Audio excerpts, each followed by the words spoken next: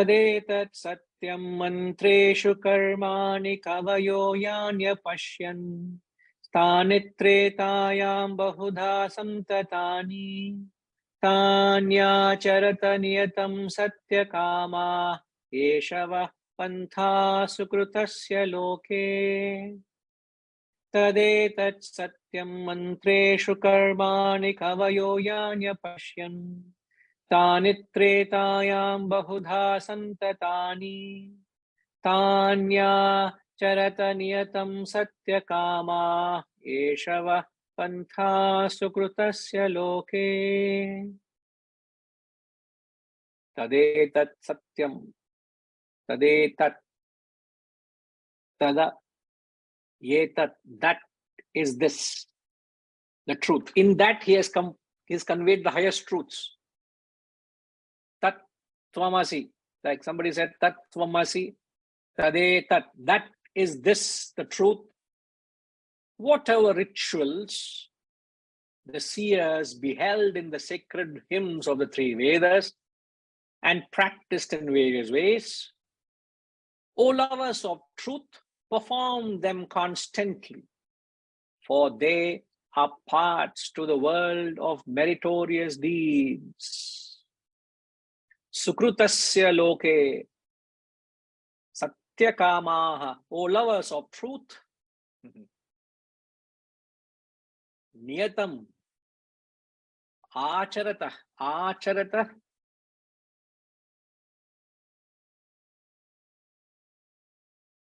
tanyacharata, perform them, niyatam satyakamaha, O lovers of truth, perform them constantly, for they are the parts of Sukrutasya loke, the worlds of meritorious deeds. Now, in this section, in this entire section of part 2, we have covered part 1, the first 9 mantras till now. In the part 2, which has got 13 mantras, if I'm not wrong, 13 mantras, Gayatri Ma? It's got 13 mantras. The guru of the text is Angiras. You remember, which we learned in the first mantra.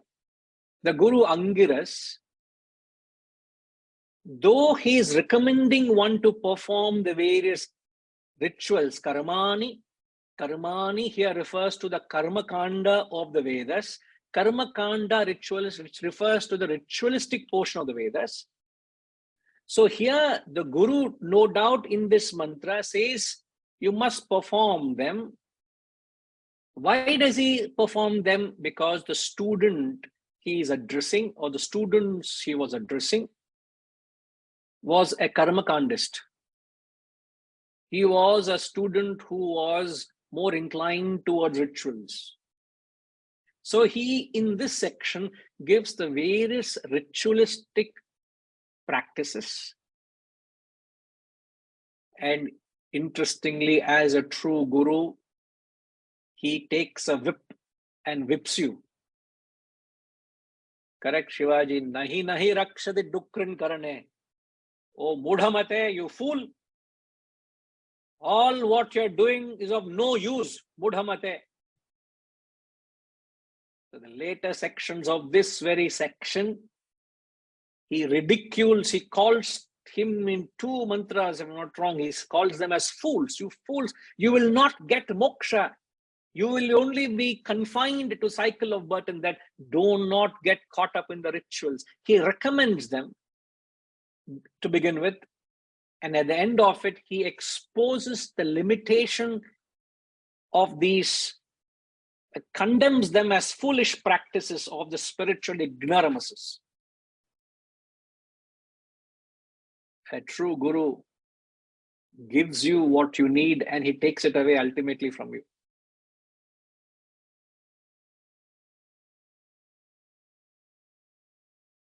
He takes you from where you are to where you need to reach. And if you have to reach beyond where you are, he has to take you away from your attachments and your bondages. He has to liberate you from your stupidity. That's what any true guru does. Any guru. A guru is meant to crush your ego, not to feed your ego. You don't bring your stupidity to the guru. He will tolerate you for a while, then just play football with you. Kick you out. Kick your ego out. Don't try to do your nonsense. So the student here is being told that all that he is doing, ultimately he's going to say that, but here in this mantra, he says, whatever rituals the sages have found in the verses of the three Vedas, three Veda, Treta, Yam.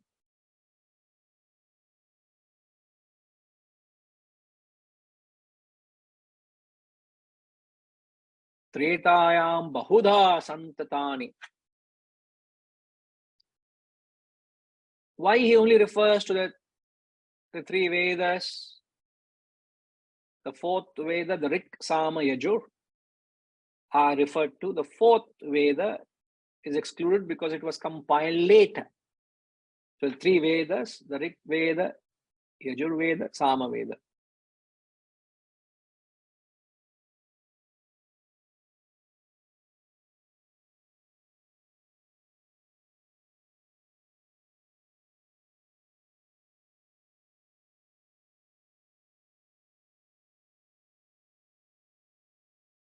So the word Tretayam could refer to the three Vedas. The word Tretayam also refers to the Treta Yuga. The four yugas, as you know, the first yuga is the Satya Yuga, also known as Krita Yuga. The second is the Treta Yuga. The third, Dwapari. And then it's not the order, huh? It's Satya Yuga, Dwapari, Treta, and the Kali Yuga. There is order.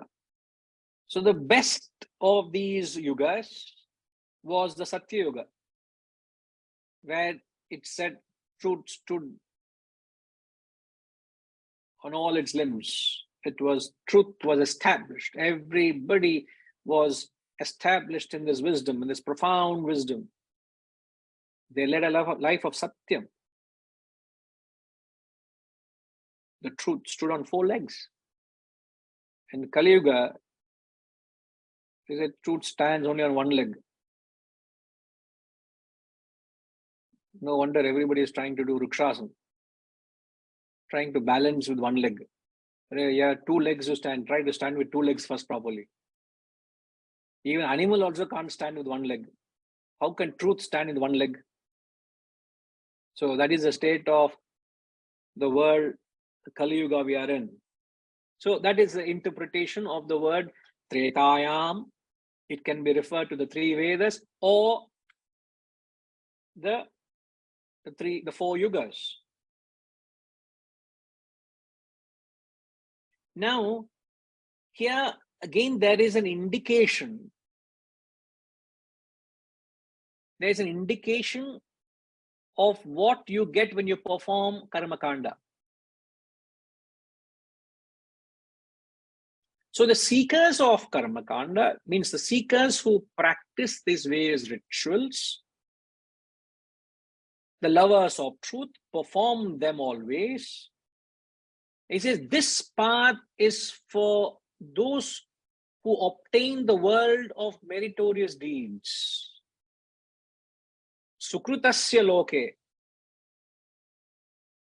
Now, what are the three parts that you learn in the spiritual?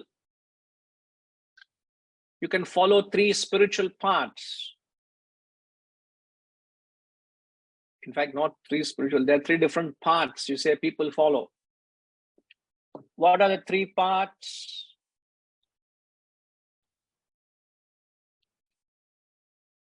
The three parts, first is based on the type of actions you perform. When you perform selfish actions, you are transported to the path of papa, which in English it's called sin. You lead a sinful life. When you perform unselfish actions, you get punya, which is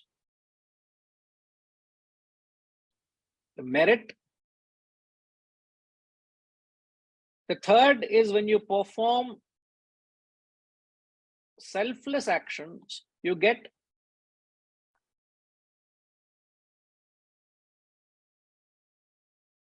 moksha.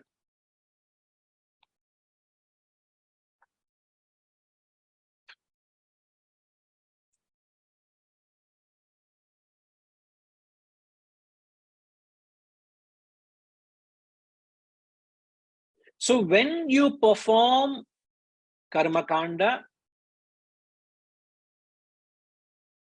what is it that you don't get? Harish. When you perform karma kanda here is the various ritualistic practices. So when you perform karma kanda, what do you get? Okay, what do you get and what you don't get?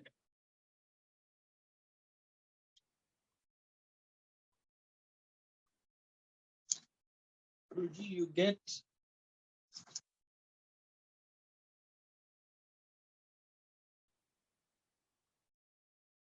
get both 1 and 2, and you don't get 3. You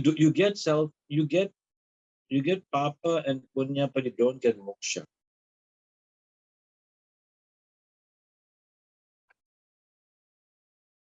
So when you perform karma kanda refers to the various ritualistic practices. If you, did you get the translation? Gayatri Mache, share the translation of the mantra again, please.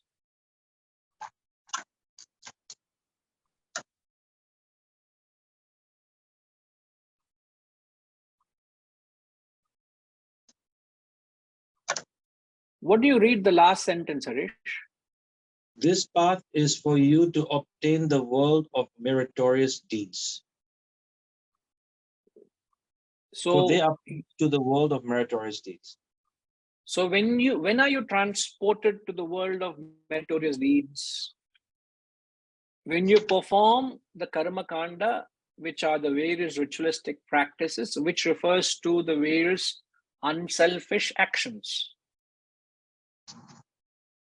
So when you perform karma kanda rituals, you get punya, you get merit. But you do not get moksha, you do not get self-realization.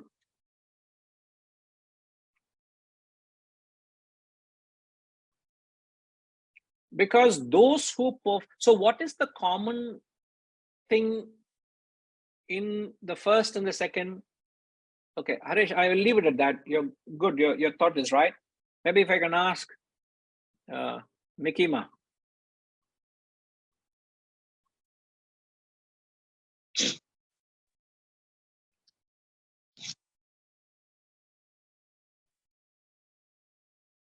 Ma, if I can ask you, what is the common factor in the first and the second category, which is absent in the third category, which was the first and second were selfish, unselfish, the third was selfless, right? What is the common in the first and the second? The intention, how you do it, how you take the action. And what about the third then? Yeah, that is also an intention, but it is not. It is not something to do with yourself. Mm-hmm. Like when you take a selfish action, it is meant only for your benefit. So that is wrong. When you take a selfless action, it is not for your benefit. You just do it out of goodwill, or you just want to do it. Right. You are absolutely right. In fact, the first and the second has what is known as they have a motive. There is an underlying desire. There is an underlying motive. But when it comes to selfless, it is known as selfless is also known as desireless or motiveless actions, isn't it? So when you perform karma kanda with a motive to be fulfilled, it only gets you what you desire. It gives you the object of desire. That's all, isn't it?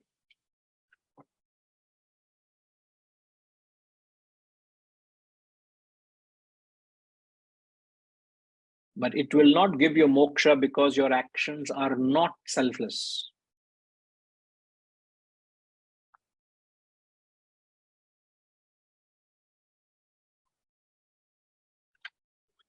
And those of you who are involved, who have been involved with this institution, you will realize that there is no element of karma kanda in this institution. Or if at all, there is very minimal. The elements of superstition and ritual doesn't find a place in this institution. So the objective is to transport you to introduce you to the highest path, which is a selfless path. That's the objective. Because you would be already familiar with the karma kanda, and there's no meaning me introducing another karma kanda into your life. You've already been performing many rituals and practices. So you will, if I were to again give you an avenue, you will carry the same trend and come here and you will start another samsara. As I said, a job of a guru is to pull you out of your attachments and put you something higher. So the only association with this institution is to give you to the higher realm, to understand the attachment that you have developed to those practices and say, go beyond it. And that's the power is knowledge. Okay. Wonderful, Mikima. Now, I wanted to highlight one point which is actually covered in the second mantra. Okay, now let's chant that mantra. I'll explain that context, but I'll come back to mantra 2, explain next week in detail, but we'll chant second mantra.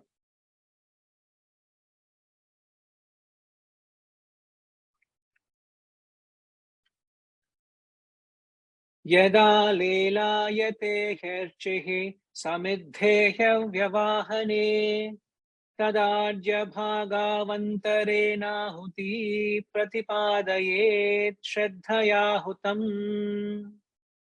Yada lelayate herchihi samidheya vyavahane tadajya bhagavantarena huti pratipadayet shraddhaya hutam.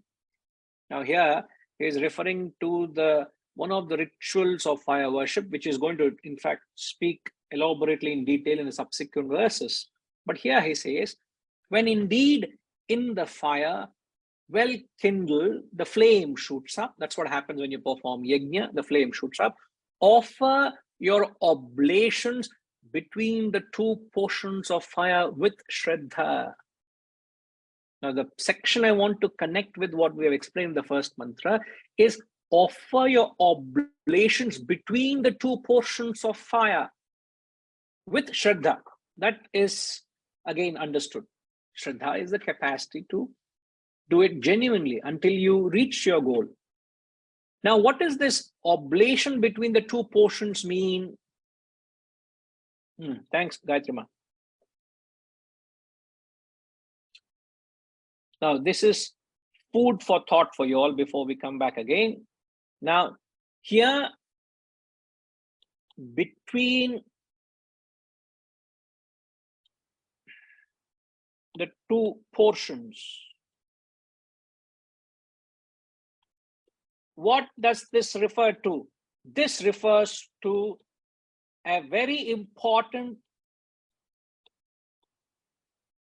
practice one must adopt in one's life is the middle path.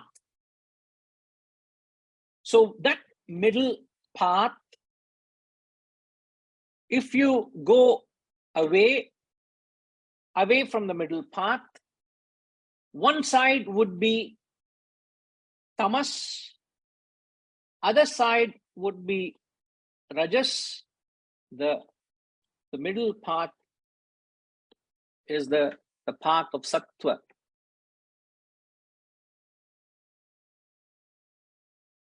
I'm just using the terms of sattva, rajas, tamas.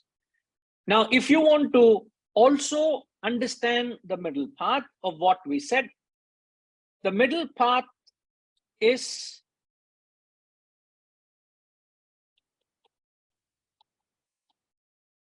the selfless.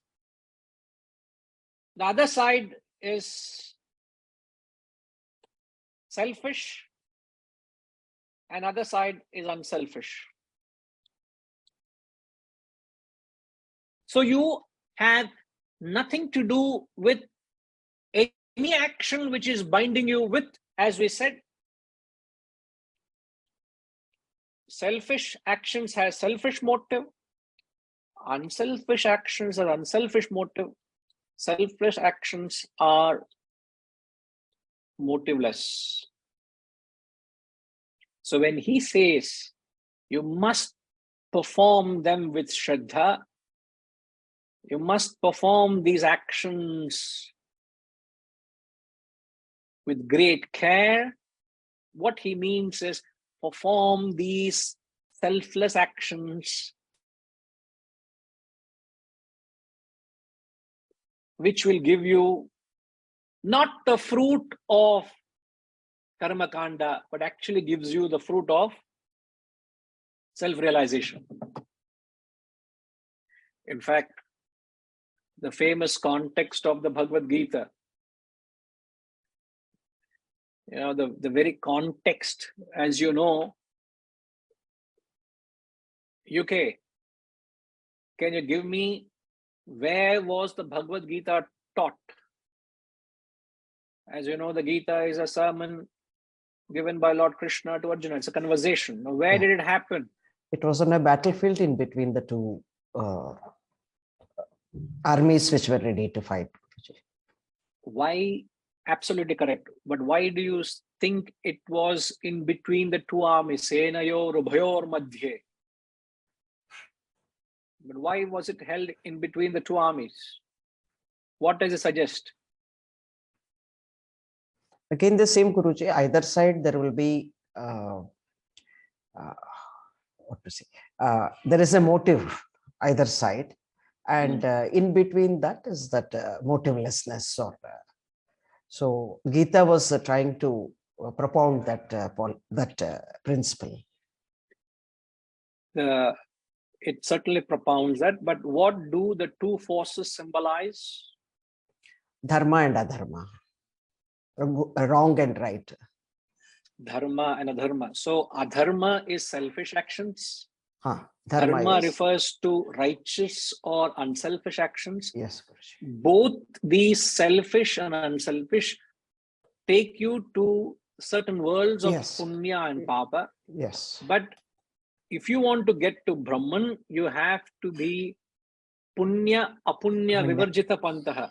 Even in the Bhajagovindam, it said that. Yes. So you need to be devoid of the motive, the path of the good or the bad.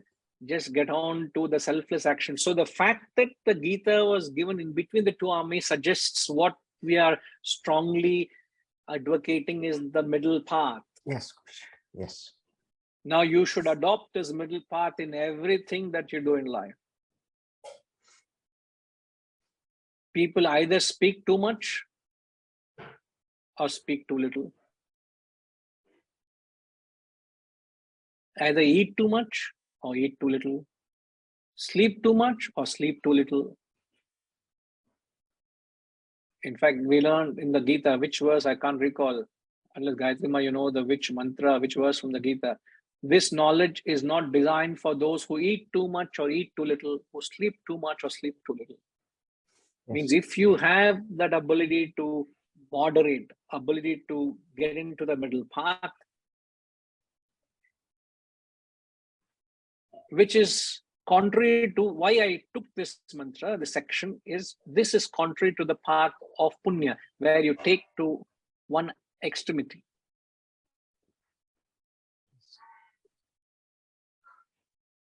So please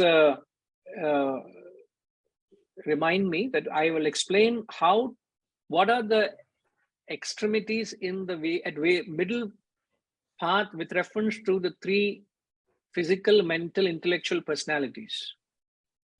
Because we say we must adopt middle path at all levels of our personality. So, Harish, will you remind me, Harish? That's a homework for you to remind me. Obviously, you will have the other homework also of the impediments of the spiritual path. That question, we'll take it up. But then do remind me that will also understand how to practice as middle path at material, in fact, material, physical, emotional, intellectual. So when we go through these transactions, we are able to understand that, yes, I need to bring in a level of moderation, bring in a level of, to be that ideal path. What is that?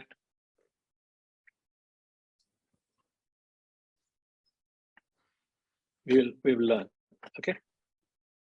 So as Shivaji do wishes, I do, and we all wish you all a happy Shivaratri. May it be another opportunity to attune to the higher, nay, the highest. All right. So revel in the glory of the self. Okay. Thank you. Om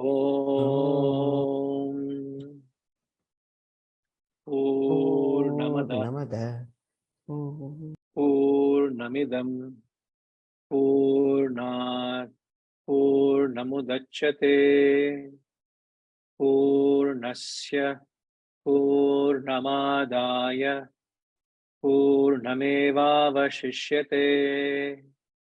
Om Shanti Shanti Shanti.